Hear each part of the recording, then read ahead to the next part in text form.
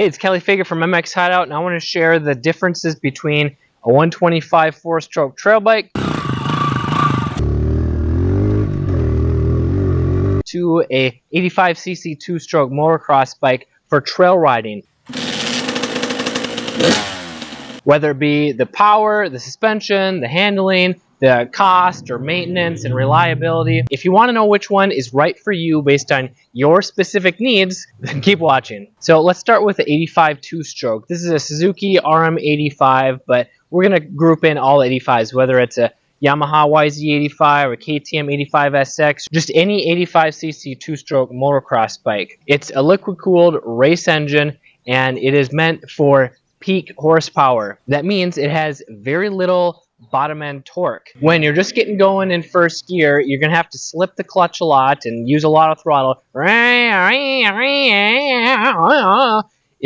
just to get going in first gear so that you don't stall it. It revs up pretty quick, and then it also revs back down pretty quick. So wham, wham, wham. And when you're riding at low RPM, these really don't have much power. It's just buh, buh. You have to rev them really high to get in the meat of the power or to hit the power band. So buh, wah.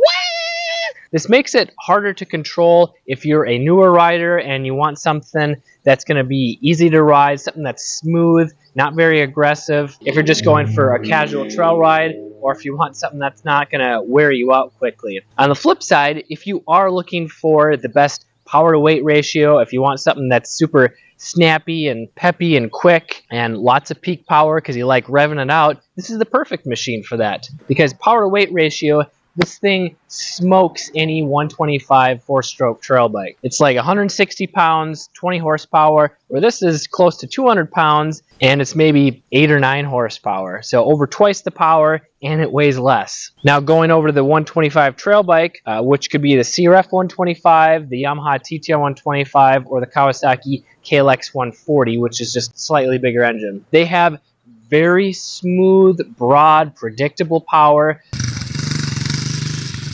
So the power curve is like this, which makes it very easy to ride, easy to learn on. It has a really low first gear, so you only have to be going like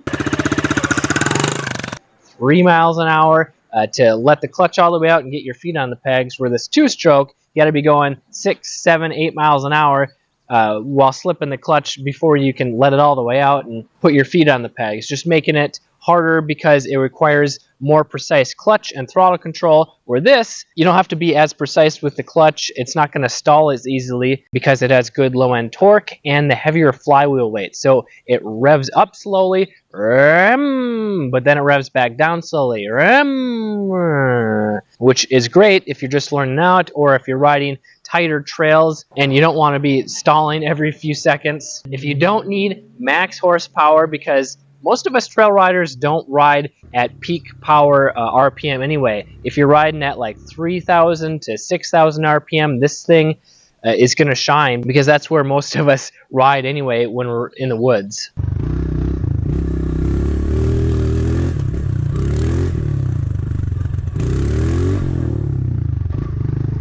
And then kickstart versus electric start. The newer trail bikes, they all have electric start, which is nice. You can just push the button and go. Where these, you do have to kickstart.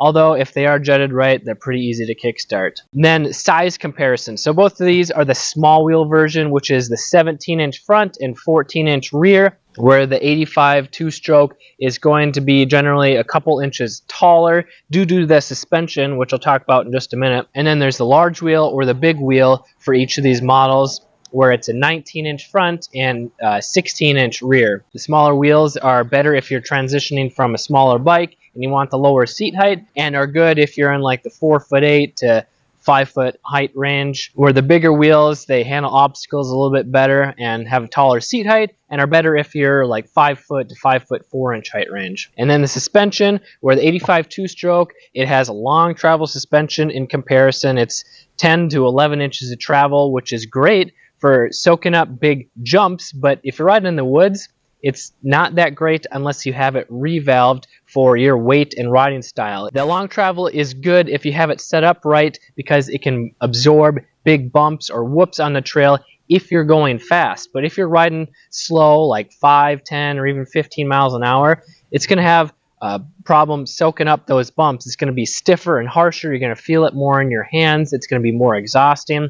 Whereas the simpler, softer, plusher suspension is going to soak them up better. And even though it doesn't have as much suspension travel, which is less potential performance, if you're not using all that suspension travel, then you don't even really need it anyway. So now this does have fully adjustable suspension, so you got clickers top and bottom to adjust the compression and rebound damping, which basically slows down or speeds up, making it stiffer or softer when it compresses, and then rebounds, which is just fine-tuning it to for your comfort level based on your speed and riding style. Where the 125 trail bikes, they don't really have any adjustability other than the shock preload, which is important for setting your sag. But if you're a beginner that doesn't want to mess with anything, it's more reliable, less things to go wrong, and you don't even have to worry about it. As far as the handling goes, since the 85 is a little bit taller and I believe the wheelbase is a little bit longer, not much, it's going to be a little bit more stable. It's going to feel a little bit more top heavy, even though it is lighter, just because you're sitting up a little bit higher. But since it is lighter, it's going to be easy to lean and turn and flick around. But once you get going on these, the weight really isn't that noticeable since they have a lower center of gravity. Now, as far as the cost goes, it depends on what model you're looking at, what year you're looking at. Both of these can be in a similar price range depending on new or used. New prices, the 85s are going to be a little bit more expensive, especially if you're looking at Austrian brand bikes, KTM, Husqvarna, just because they're a little bit higher performance from the factory. But used prices, something like this 05 ARM 85 is going to be in the $1,500 to $2,500 range, where the 125 trail bike, it's also going to be in the $1,500 to $2,500 or $3,000 price range depending on the year and the condition, as well as your local market value. So you might actually be able to find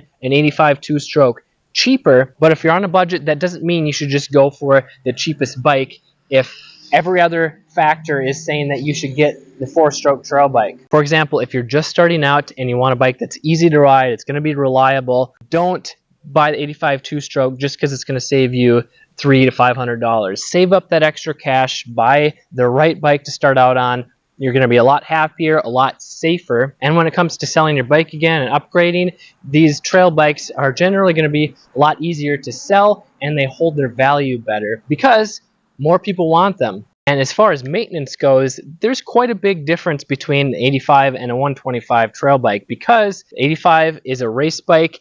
And since you're generally going to be riding at high RPM, this thing is tuned for max power, it's going to require more maintenance if you don't want it to blow up on you. What does that mean? Well, probably more frequent air filter changes, oil changes, making sure you're using the right gas and oil mixture. But then the top end isn't going to last nearly as long. You might only get 10, 20 hours on the top end before you need to replace the piston ring or the piston itself. And even if you are a casual rider, you might get 50 or 100 hours on it if you're doing regular maintenance and you're not riding it really hard. But even 100 hours on a bike like this, if you're doing regular maintenance, is nothing. These can get hundreds, if not thousands of hours before needing to even open up the engine if you're doing regular oil changes and changing the air filter. So in the long run, much cheaper to do maintenance on, as long as you start out with a similar condition bike, because these bikes are notorious for being reliable, so people neglect to do maintenance, so it's easy to find one that's already a piece of junk and needs a lot of work to get going in good shape again. So just be aware of that. And as far as reliability goes, both of these bikes can be very reliable if you are maintaining them, making sure that there's oil in them, making sure that the